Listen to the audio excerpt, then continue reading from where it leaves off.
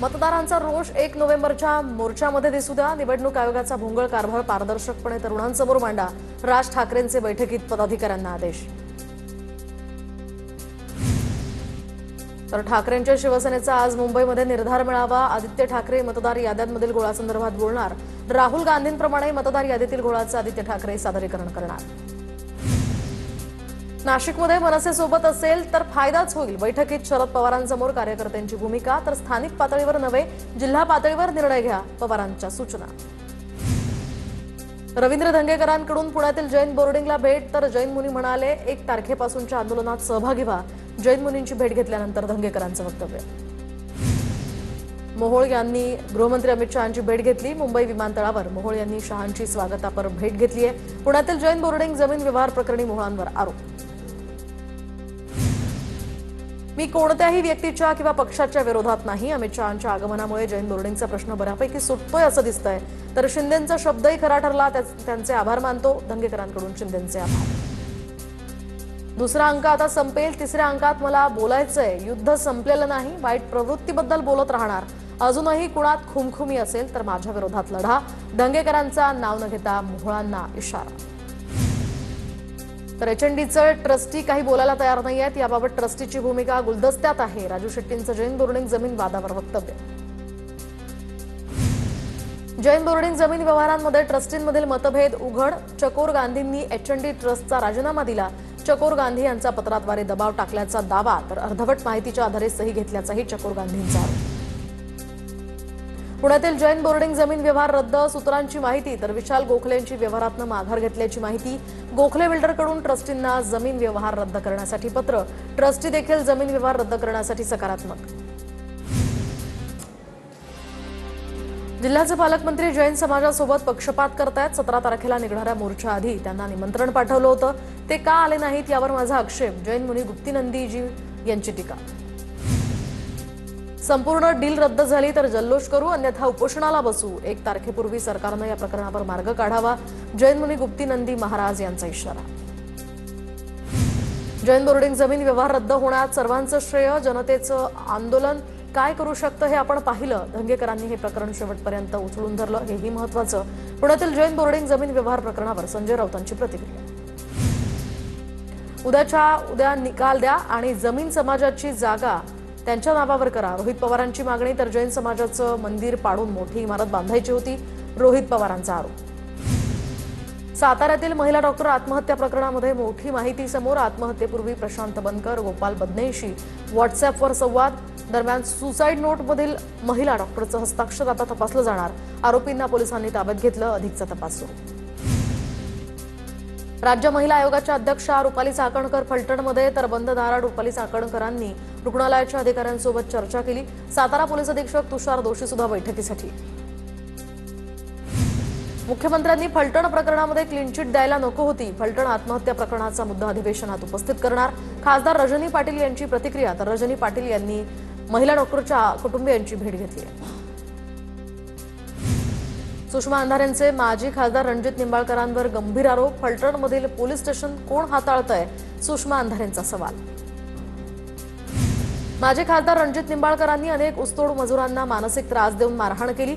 ऊसतोड कामगारांच्या जीवावर राजकारण करणारे एक शब्दही बोलत नाहीत। सुषमा अंधारेंचा नाव न घेता पंकजा मुंडेंवरही निशाणा।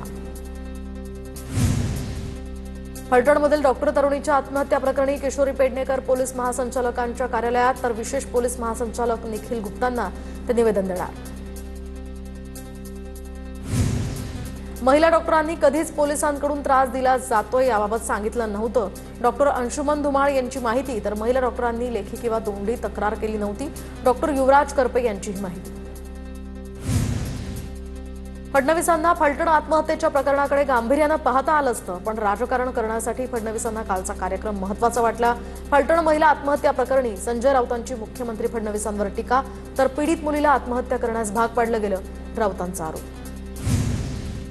फलटण प्रकरणाची एसआयटी मार्फत चौकशी व्हावी आणि दोषी अधिकाऱ्यांवर कोणतीही दया न दाखवता कारवाई व्हावी, माजी खासदार जोगेंद्र कवाडे यांची मागणी। हाऊसिंग कॉर्पोरेशनच्या जमिनीवर भाजप कार्यालय कसं बांधू शकतं? योग्य कागदपत्र नसताना जागा विकत घेतली तर भूमिपूजन कसं करता? आमदार रोहित पवारांचा सवाल। जैन बोर्डिंग सारखा गैरव्यवहार रद्द झाला, तसंच भाजप प्रदेश कार्यालयाच्या जमिनीमध्ये सुद्धा गैरव्यवहार आहे। या गैरव्यवहारावर सुद्धा लोकांनी जागरूक व्हायला पाहिजे। संजय राऊतांनी भाजपच्या नव्या प्रदेश कार्यालयावरून ही टीका केली आहे।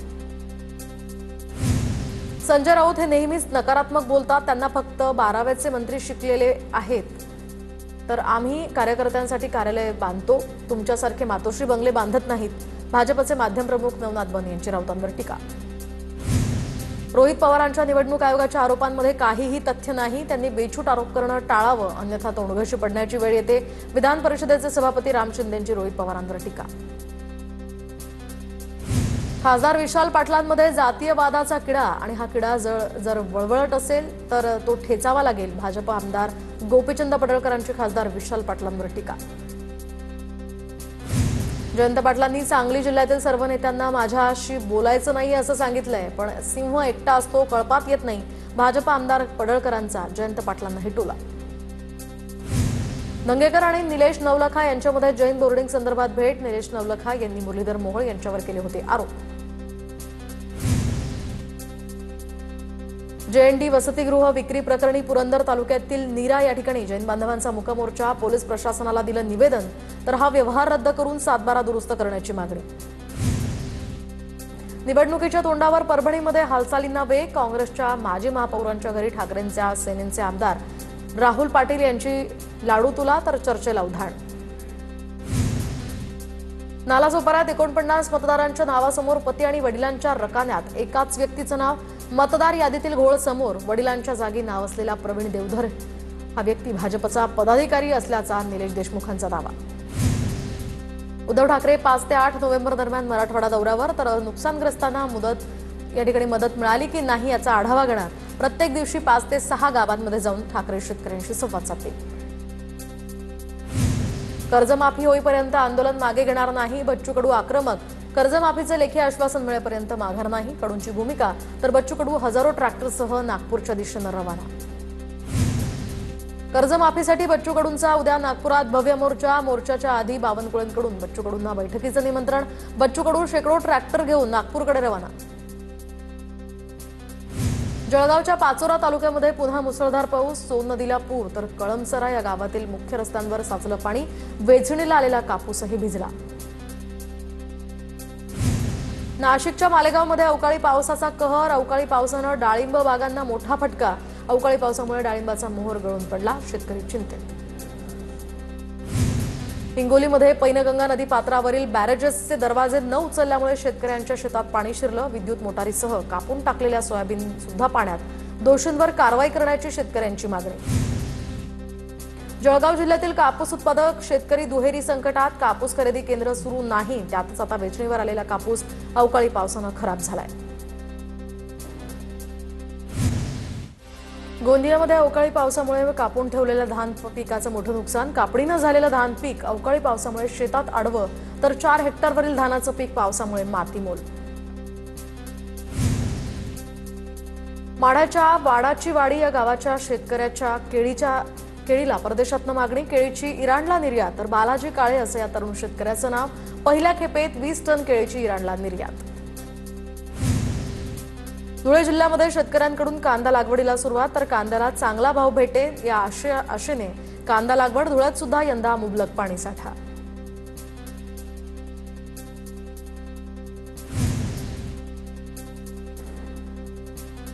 बुलढाण्यामध्ये शेतकऱ्यांकडून रब्बी हंगामात हरभरा पेरणीला पसंती, तर 2,60,000 हेक्टर क्षेत्रावर हरभऱ्याची पेरणी।